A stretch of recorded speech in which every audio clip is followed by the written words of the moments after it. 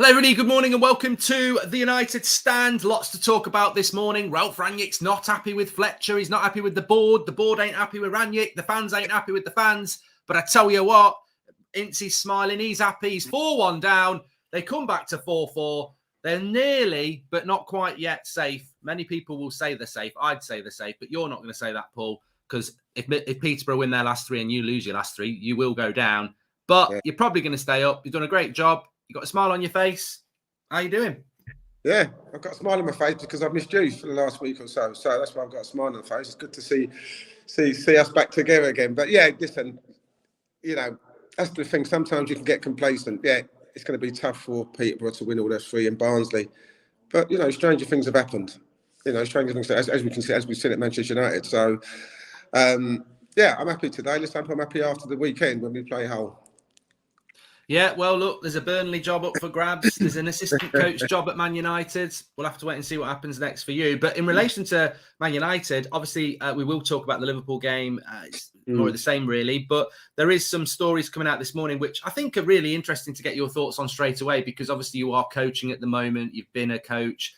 Ralph Rangnick, there's a story in the Telegraph this morning saying that he's getting a bit fed up of the involvement of Darren Fletcher, which many fans have been a bit confused about, in the sense that he's standing up, giving the team orders. Sometimes he turns up at training and he's got his kit on and he's training, and it's like, he's just a little bit confused as to what his role at the club is and why he's keeping why he's getting involved.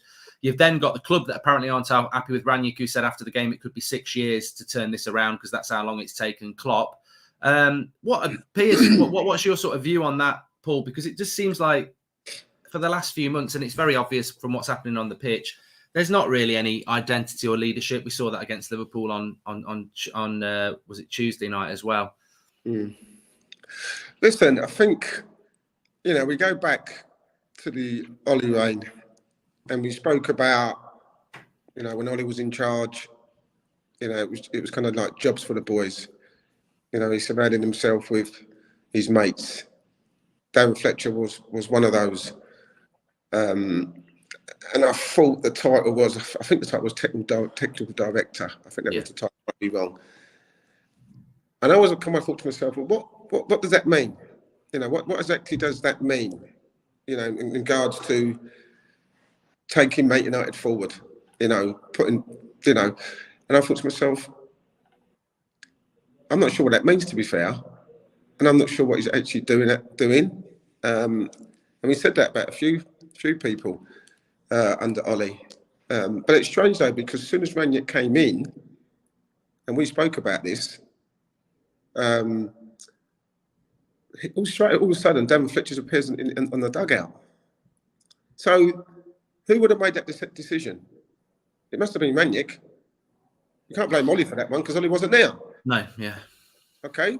So then, obviously, Darren Fletcher's there on the dugout. He's in the dugout. He's on the pitch. And you think, well, he's gone from one bit where he's not really been seen to secondly being standing on the dugout. Barking orders at players and that. And I'm thinking, how does that work? Rangnick must have had that. Darren Fletcher's not gone to Rangnick and said, by the way, I'm going to come in the dugout. I'm going to sit next to you. I'm going to tell you what I think. I'm going to go and make bark orders at the players. Rangnick's the one who's allowed it. So he can't turn around in the next breath and go, oh, by the way, I'm not happy with what Darren Fletcher's doing, because he's in charge of the football club.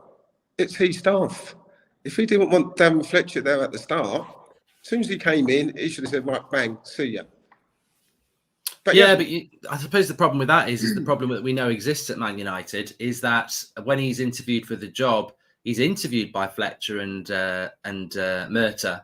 He wasn't. A lot of the coaches still there are still Solskjaer's coaches. The names we don't know, the guys who are putting the balls out and that.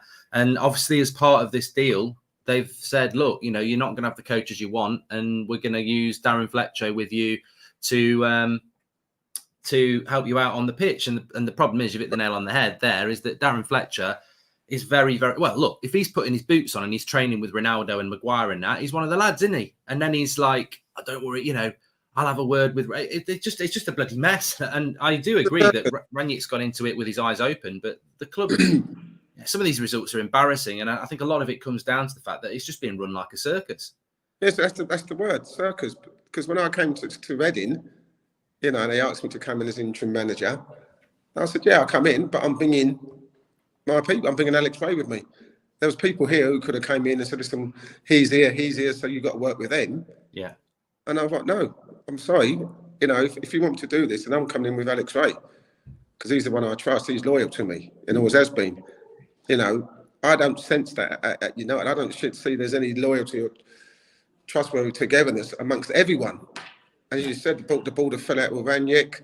How can the ball fall out of RANGNICK? These are the ones who are going to give them a 3-year consultancy contract, or whatever it may be. You know, so everyone's falling out with everyone. Players are falling out with players. Staff are falling out with staff members. The ball are falling out with RANGNICK. and yet you expect things to be great in the next 2 or 3 years.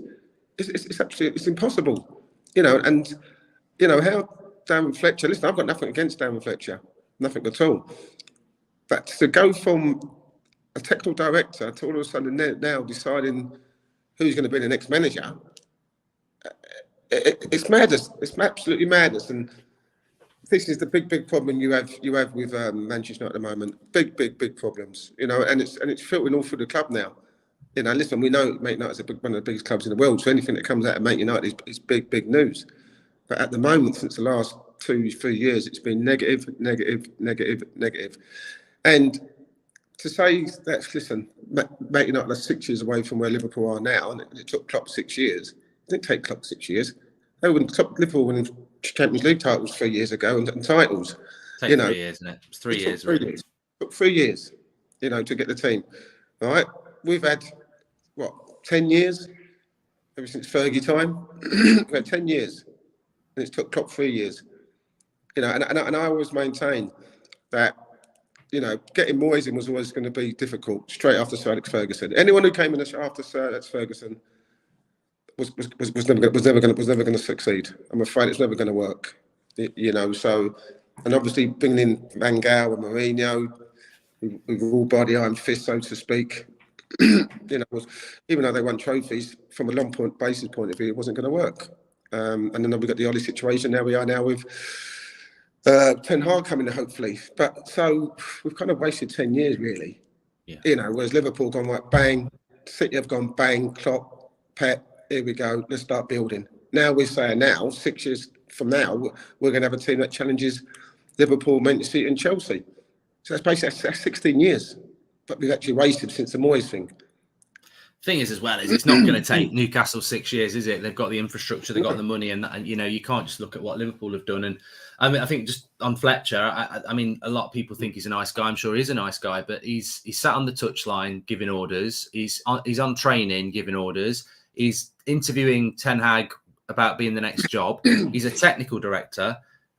He changes his bloody clothing more times than well, I'm not going to say that, I'll get in trouble, she'll hit me. But the reality is, he's inexperienced. He's inexperienced. He's another Solskjaer, and he's wearing too many hats. And I mean, we'll go to the game on Tuesday against Liverpool, Paul. I mean, I thought we were terrible against Everton. I thought we were terrible against Leicester. I don't think we were much better against Norwich, apart from Ronaldo and De Gea. And on Tuesday night against Liverpool, I mean, you've played for United. You've played in big games for United.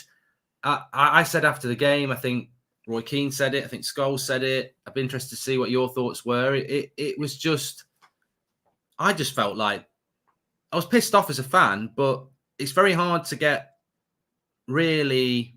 It's a weird feeling when you watch players and you go, but I've seen teams that you've played in for United lose. I've seen teams that Keane's played in lose. It's not nice, but you do lose games. But I don't identify with these players, that they're frauds in a shirt. That's the thing. They're just not. That was the thing on the other night. I didn't feel any anger towards Liverpool, and they're a rival. I just thought they absolutely. I don't think they ever got out of third gear. I thought they were an absolute embarrassment to the shirt, those players, and it's happening all the time. And I don't know what your thoughts are on it. And do some of these players now not have a future at the club, no matter what, because they've shown levels that no player should ever drop to? Listen, I think, you know, we've had this conversation this season. You know, when we spoke about players, you know, carrying that, you know, the Man United badge, maybe it weighs too much for some players. You know, maybe they're not Manchester United players. But there's been performances this year where, you know, we've said we're nowhere near where this club should be, and it's going to take a long period of time. As I said, Burnley, Aston Villa, Watford, games like that, where we should have lost. The Norwich game was a prime example. You know, a decent Norwich team, or not saying, well, that's wrong, not a decent Norwich team, but a decent proper team would absolutely annihilated Man United against Norwich. Norwich had umpteen chances, attacking at will, chances galore. And listen, United got away with it because they've got Cristiano Ronaldo on the side. Okay? So when it came to the Liverpool game, I don't know what people expected. Like, don't people say to me, "Oh, Liverpool playing Man United, oh, it's going to be a cracker. Yeah, it's going to be, you know, it's one of those great games." It wasn't. It's not a great game, Liverpool Man United at the moment, because there's no expectation. As Man United fans, there's no expectation to say, "Yeah, we're going to go to Anfield and get something." That's not going to happen at this moment of time. So, was I disappointed? No. Was I angry? No. Did I expect it? Yeah. I didn't expect Man United to go there and put up the fight and make it 2-1 or lose 2-1. Or I didn't expect it. So, for me, I expected them to go there and get beat. And they got beat, thoroughly got beat. And you look at it and you think to yourself, if you're going to get yourself up for one game, it has to be that one. You know, forget about what's gone on, the last 2, 3, 4 months.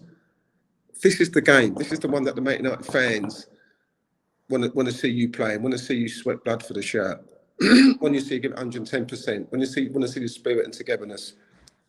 You know, and they can put up with getting beat, as you just said just now, Mark.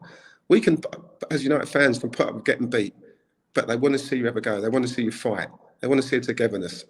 And this togetherness has not been there all season. So why should it be any surprise?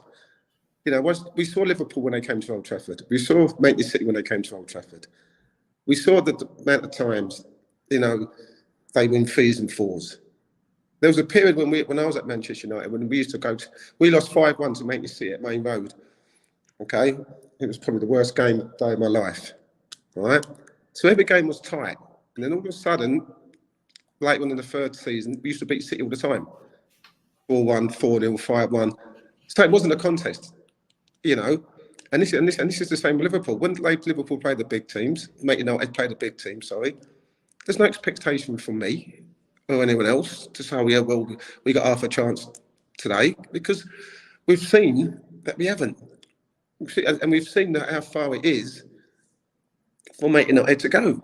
And that's why I mentioned about 6 years. I said to you, like, about 2 months ago, they need about 8 or 9 players.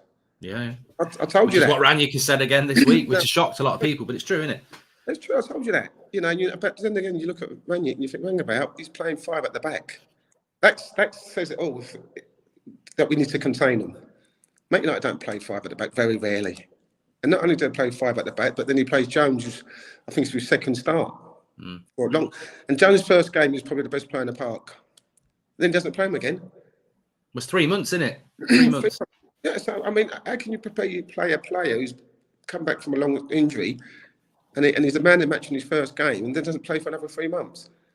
When everyone's talking about Maguire's performances, Varane's injury record, Lindelof, Barley, well, all these players, and yet Jones gets thrown in the deep end against a flying machine team in Liverpool. He plays 3 at the back. He plays Wan-Bissaka right wing back. Then he switches Wan-Bissaka to left wing back. And you think, you know, what we're trying to achieve? Are we trying to try and contain Liverpool? But straight away, if I'm Klopp and I see, wow, they've gone 5 at the back, that says to me that they're not sure. They're not sure what's going to happen tonight. We need to defend. We need to contain Liverpool. We're not going at them. We're not going at Liverpool. We're going to defend and try and contain them and try and hit them on a counter attack. And it's for me, it sent out the wrong messages. And then at half time, he takes Jones off, and he says, "Oh yeah, we were better second half." No, you weren't better second half. It's just Liverpool took their foot off the gas, and no two halves are the same, as we've seen in my team in Swansea and Reading. No halves are the same. You go 3-0 up, 4-0 up, and you take your foot off the gas, and that's all Liverpool did. And then the other day, again, as I said, we're talking about 6 or 7. You know, let's not be kidded. And we said that time and time again this year when they've played City and Liverpool. What are those players doing, Paul? Because I want to ask you about the manager side of things, but you've also played at the highest level all across the country and the world. What are those players doing? You get an interview. Well, the Harry Maguire refuses to come out as the captain and do an interview, which I think is why. Look, forget Maguire. Why has he got the captaincy? If he's refusing to do interviews, why has he got the captaincy? You got Lingard coming out doing an interview and looks completely uncomfortable and sort of saying the right things, but says, well, you know, it's disappointing because it was a free hit. We've got a free hit on Saturday. And you're like, free hit? A free hit at Anfield. It's a free hit. You've been a fucking hell, mate. You've been a part of the youth setup. A free hit at Anfield. What are you on about? But you look at those players. Do you just see players that have checked out? Do you see players that aren't good enough? Do you see players that aren't trying? There's some, I mean, Jesse was, I'm not having a go at Jesse, fair play, he came out, but he's like, you know, I always give 100%. And my reaction to that is if that's 100%, you need to go and play in the National League, mate, because if that's you, if that's United players playing at 100%, you're not Premier League players. And we all know that you are. There's something not right there. And as we know, if you can be a good individual, but at this level, you've got to be a good team. And for some reason, they ain't playing for each other. And what do you think's going through these players' heads and what they're actually doing? Is it just, you know, literally then they're not playing as a team, they're not working for the team, they're not interested, they're checked out? What do you think it is? I think it's tough because I think some of these players, you know, first and foremost, you know, forget about, you know, the free hit. This on the basis of what's been happening at Tottenham with Arsenal, making up we're back in the Champions League race. You know, that should have been enough motivation to go to Anfield and put up a fight. Just the bare fact that Arsenal and Tottenham have let them back into the race. And to be fair, as we're sitting there now, they're still in the race. Yeah, still in the race. So I'm not sure what he means by a free hit. I don't get that. Basically, this is saying, oh, well, if we lose, it doesn't matter. People expect us to lose, so there's no pressure on us. It's a free hit. There's always pressure on Manchester United and every player to produce every week in and week out. I keep saying it, you know, to be a Man United player, you've got to produce week in and week out. Yeah, we have our bad games. I get that.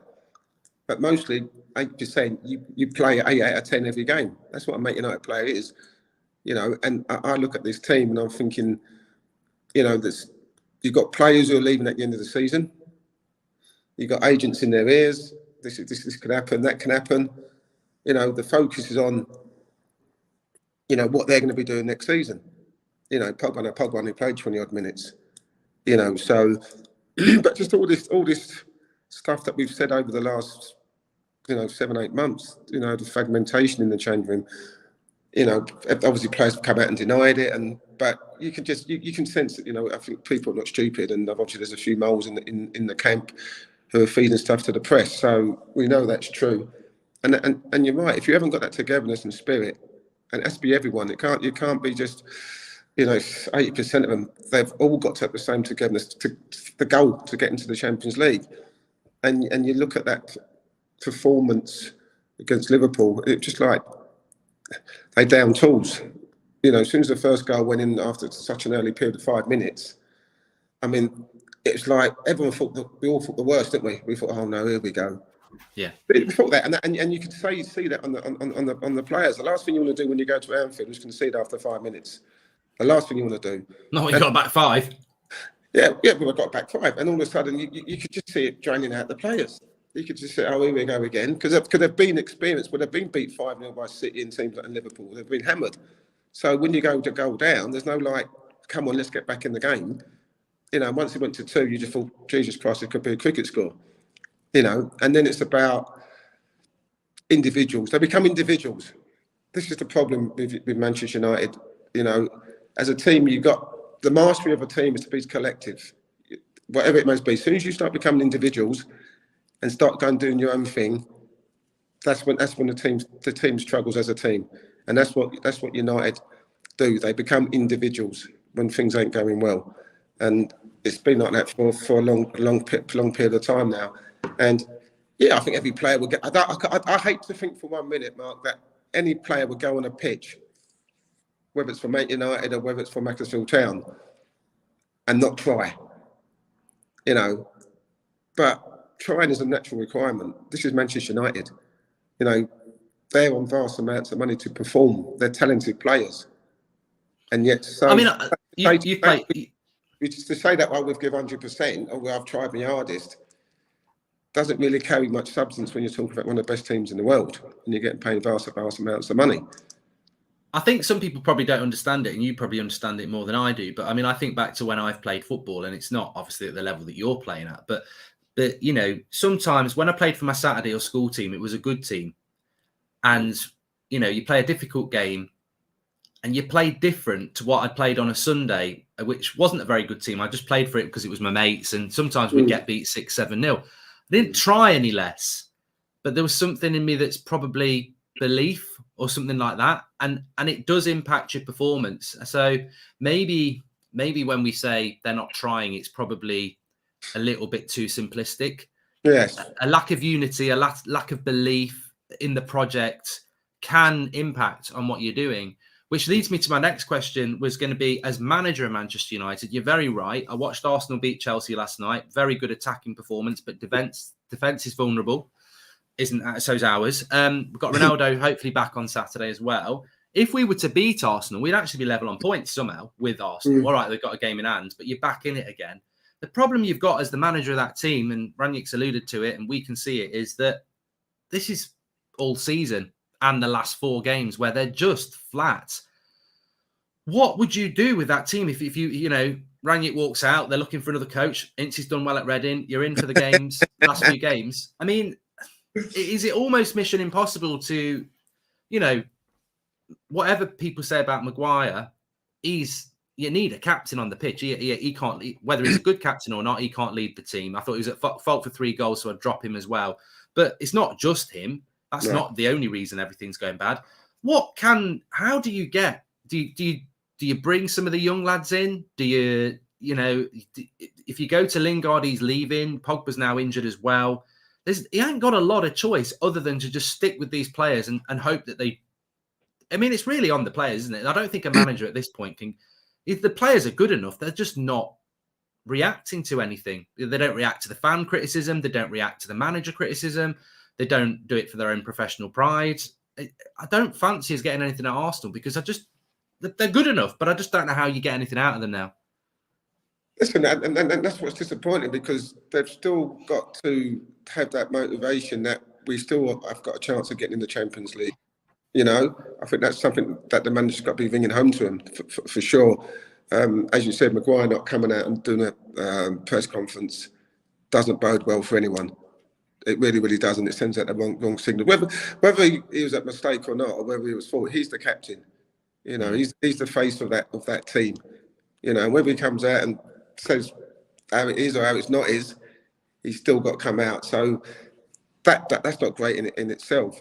But this is not about tactics now, and you know, this is about 6 games that they've got now. 6 games, is it they've got left? 5 or 6, yeah. I'm trying to think of Arsenal.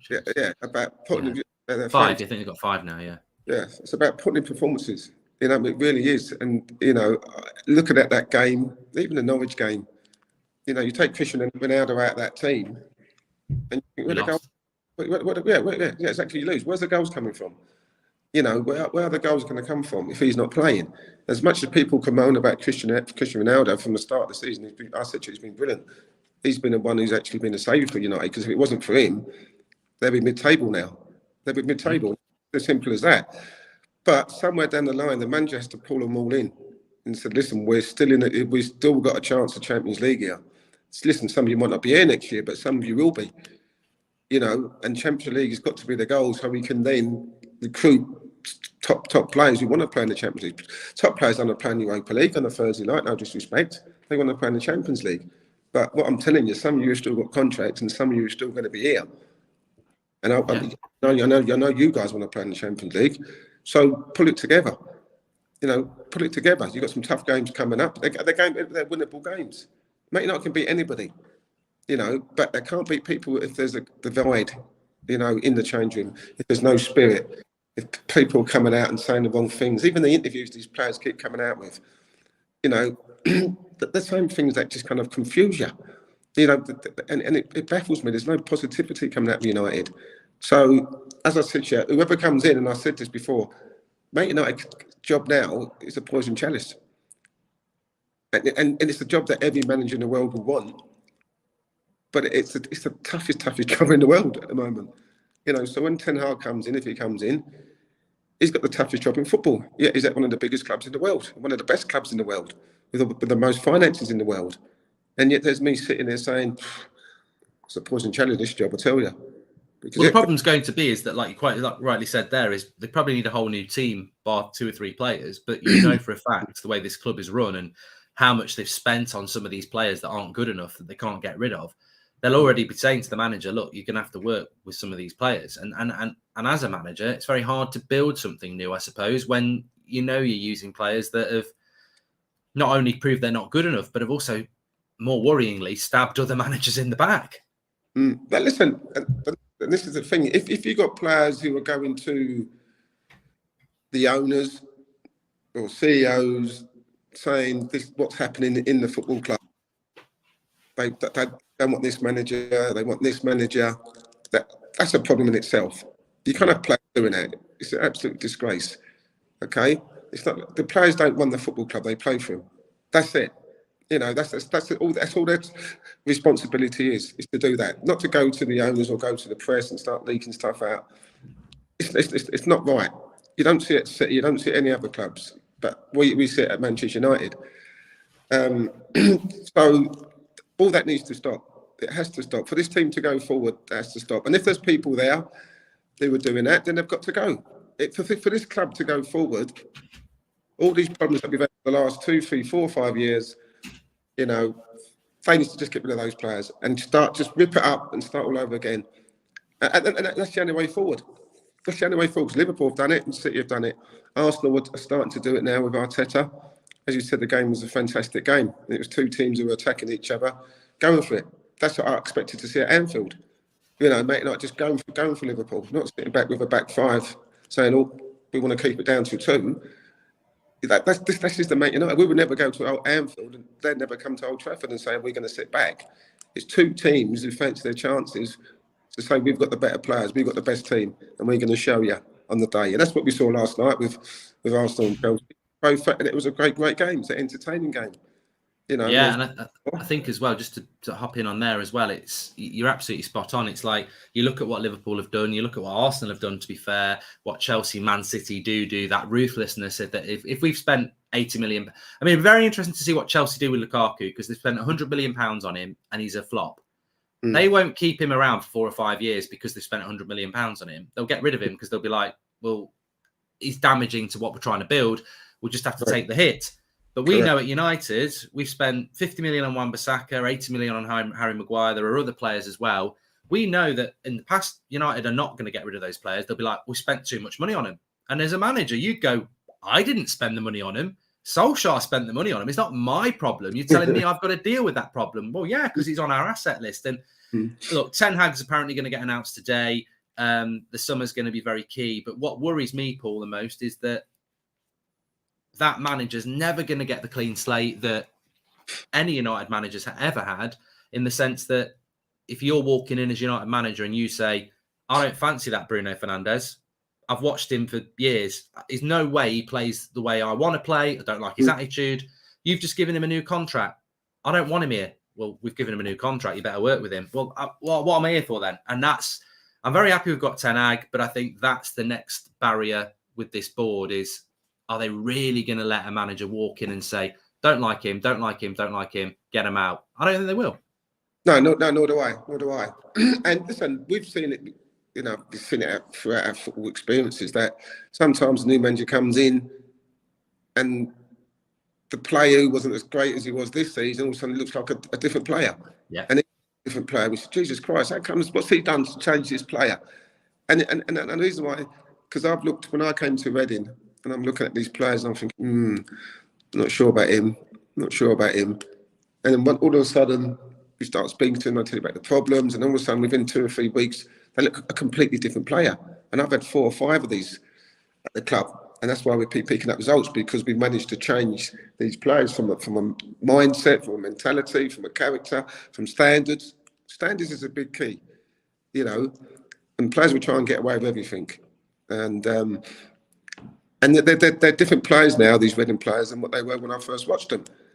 So you're hoping that a new manager like Ten Hag, because I guarantee you what will happen, as soon as he comes in, he would pull the players, he'd pull the captain individually, what's been going on, how can we change it, what do you think we should do, X, Y, and Z. And I guarantee you say, yeah, this is a problem, this is an issue, X, Y, and they'll try and change it that way. And you might get a response. But at the same token, he needs to bring in 6 or 7 or 8 players, because the players that we got at Man United are good players. They are good players. But are they Man United players? Mm-hmm. And that's the big difference now. Now we're talking about, I remember years ago I used to say, oh, he's not a Man United player. Well, what is a Man United player? Why do people say he's not a Man United player? They never say he's not a Liverpool player, he's not an Arsenal player. They always say he's not a Man United player.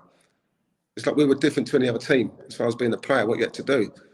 We don't say that no more. We just say, do you look at that team and say, is there any player at United at the moment that you say that's a Man United player? Having been a Man United player and also observed what a United player is, and you know, even now knowing what you believe a United player is, how many in that current setup would you be?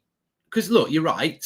They don't all have to be sold. Some of them will get better. Mm. You can't, you know, there's the Darren Fletchers and John O'Shea's of this world that you need is on your bench. You need those sort of players. And I think maybe a McTominay and a Fred is that sort of a player longer term. But how many out of that team do you think you go, look, yeah, they're a United player. I believe we can get them going.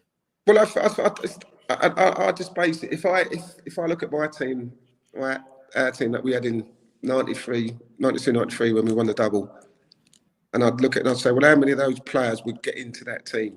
Yeah. So I'd look at it and I'd probably say Ronaldo. Mm. If I kind of, you know, even the 1999 team that won the treble, 99 that won the treble, you know, how many players would get into that team? And that team wasn't, as far as I was concerned, as good as our team. Yeah. But if I looked at my team, I'd say probably Ronaldo would definitely get in that side. Apart from that, I don't think anyone else would. You know, it's not a bad benchmark, is it, to look back at a team that's won things for United and go, look, this is the United player. If you can get in that team, we can get on the bench. It's not a bad start. And you're right. The Ronaldo, look, De Gea doesn't get in because he ain't Schmeichel. So, you know, that's you know, De Gea is a good player. You can have a spot on the bench, definitely. But yeah, you're right. I think starting wise, Ronaldo's the only one. Yeah, and David De Gea has been great this year, but he wasn't so great last year. You know, and that's where we talk about the consistency level. People use this word "great" too often.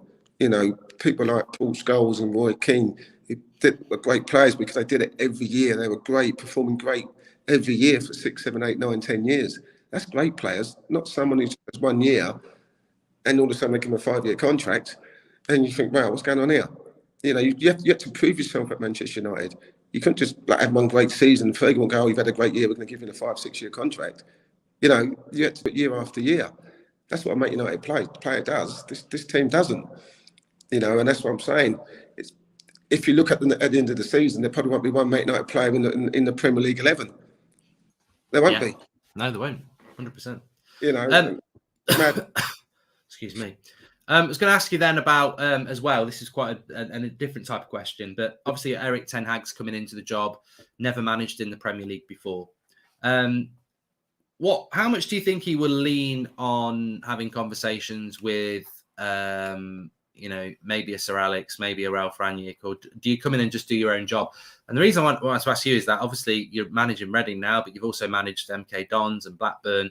When you came into management, where did you draw your experience from? Did you just have your own ideas, or did you have a chat with Sir Alex? Do you still have a chat with Sir Alex? Did you speak to previous other managers, or did you just take what you already knew and go, look, I'm going to be my own man? Because how Ten Hag comes into this job is going to interest a lot of our fans. Do you think he will be like on the phone to other Premier League managers, or do you think he'll be like, no, I've done this. I know I've got my ideas. I know what I think, and you know, I'm going to crack on. I think you have to speak to people. As I said, when I took the Blackburn job, when they were in the Premier League, you know, I spoke to Sir Alex. We had a conversation. Then I didn't know what to expect. I played in the Premier League, but never managed in it.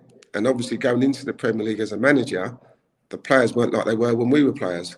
You know, from financially, you know, the way people act, social media. So a lot of change for me and managing in the Premier League. And the Premier League is just so diverse, you know, it really, really is. And you're not going to be like when you play in the Dutch league where every team's trying to play football. Yeah. It's not going to be this expansive football. You know, there's going to be different teams who play against a Burnley, teams like that. You know, 10 men behind the ball. You know, how do you break these teams down? You know, City can do it, Liverpool can do it. Man United can't break teams down. You know, so he'll have his own ideas. He's got to do it his way. As I've said, you know, no person would not benefit from not speaking to people like Sir Alex Ferguson, from not speaking to Ollie, because Ollie was there for 3 years. That don't get, you know, he's had 3 years at Manchester United. So you got to draw on other people's experience at the club. But in the same way, you've still got to say, well, this is my time. This is I'm going to do my job, and what I believe my job is to turn this club around, and my principles and beliefs and my plan and how it's going to work, I have to stick to that. And if I fall on my sword, then great, at least I've done it my way, you know. But I'm not going to be swayed by people saying do this, do that. So and so did it this way. This is what Mourinho did. I would say no, I do it my way, but I draw on experiences like Sir Alex. You know what it means, the club. It's not just about, mate. It's not just about the football. You know, it's about this. It's the whole town, it's the whole city. You see how Liverpool galvanised the whole city of Liverpool. They've galvanised it. You know, that's what we need to do at Manchester United. We just need to galvanise the whole city again. Now, all we hear about is Manchester City. We want to start hearing about Manchester United. You know, and the Man United fans. And when you look at Liverpool and what Klopp's done now, you know, we want to do the same at Old Trafford. So there's a lot for him to do there. He's got to think about the development, the kids who's coming through. We're not seeing anyone come through. You know, I mean, Alanga's come and he's done okay, but you know, no disrespect, he's still a young kid. Yeah. So, but he has to do it his way. He definitely has to do it his way, and I hope the board and the CEO, the technical director, allow him to do it that way and don't stick their nose into it and say, no, we're doing it this way. This is how we do it. Yeah, we've seen the way they do it. It's not the right way to do it. We've seen everything about it from the ball downwards. It's not the right way to do it. And that's why we've had 5 managers in the last 10 years. Give this man the opportunity to go in and do it his way, because you're saying to us, we need to find the right man. So if you think he's the right man and you've done your interviews with him and you think he's the right man, then he must be the right man so he's allowed to do his job. He's not the right man because so you can tell him what to do and how to do it. He's the right man because he will come in and do it his way. And if he doesn't, then he'll be gone within 2 years again, and we'll be looking for another manager. Yeah, 100%. He's got to be given the tools to do the job, and I actually don't think he will be. I do think that, as you've said, any decent manager would walk in and say, I need 8 or 9 players, and you need to get rid of these players, not just because they're out of contract, but because you bought the. You know, there's players in that club that have got 3 or 4 years left on the contract who need to go.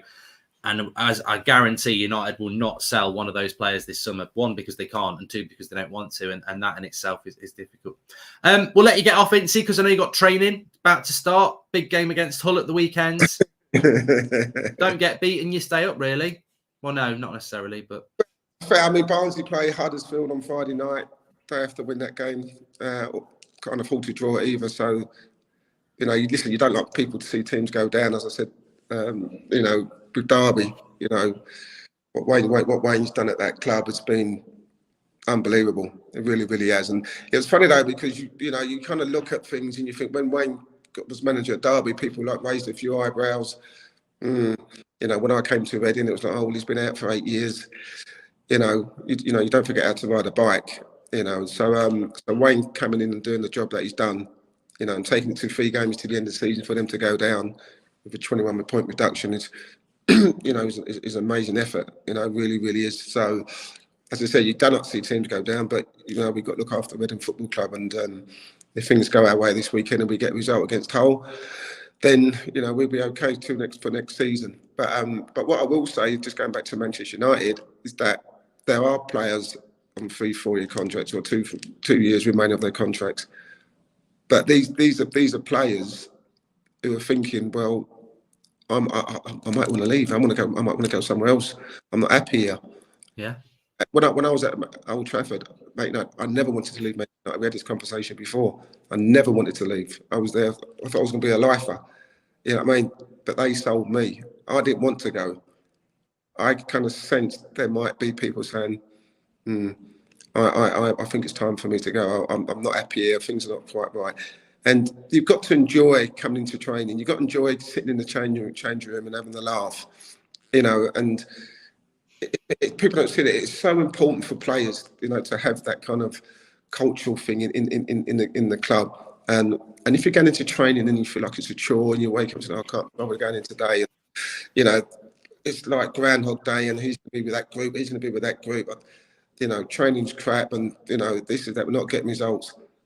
Then all of a sudden, as you said in your head, you start thinking, okay, well, I've got 2 years left, but, you know, I'll get on the phone to my agent, see what's out there, see who would be interested.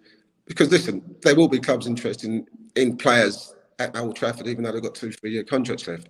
And there'll be players at Old Trafford who rather than say, oh, you know, I want to be here for life, they'll be saying, oh, I don't like the culture, I don't like the environment, it's, you know, it's all negative, I might want to leave.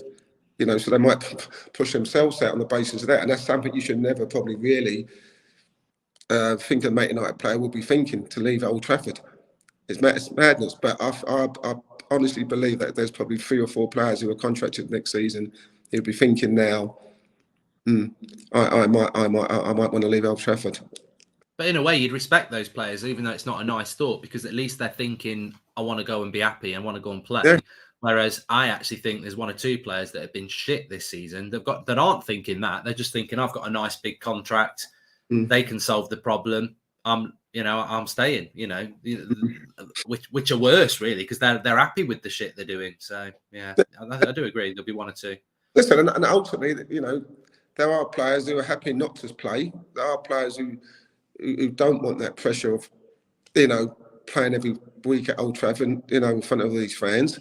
And especially when they look at all the criticism that's come out of Old Trafford and the games that Man United have played and the players who have been slaughtered, sometimes if you're sitting on the bench, you know what I mean? Sometimes sitting on the bench. But you win by don't playing, don't you, sometimes? Yeah, you think, I'm not playing, I'm picking up a big wage, I'm going home, I've got a lovely life with the family and kids, and I'm under no pressure because I'm not playing. Some players are happy to do that, not just at Old Trafford, but a lot of football clubs, you know. But then there are some players who think, well, I'm not playing, the team's rubbish, I'm not playing to what its capabilities.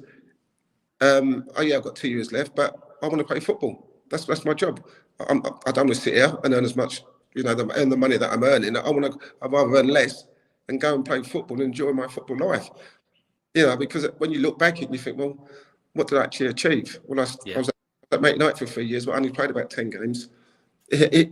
For me, I'd want to go and play football. And hence why you'll see some players at the end of the season be surprised and say, listen, you know, if something comes along and I'm going to play, and I'll be happy to go. And you'll have someone say, no, sod that, I've got another 3 years left here. Hopefully the new manager comes in, hopefully he likes me in training, he likes what I'm doing, and then I'm back in the side. But if not, I'm happy to just sit and watch the game from the bench, watch it from the box, and live a nice life. Yeah, I totally agree.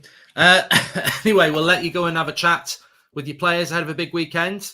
Yeah, thank you very much. It's always good to have you on, pal. Always a pleasure to be here, mate. You know that. Take care. Well, yeah, good luck at the weekend. I reckon you'll be fine, but, you know, I know you can't say that because you'll get clipped up.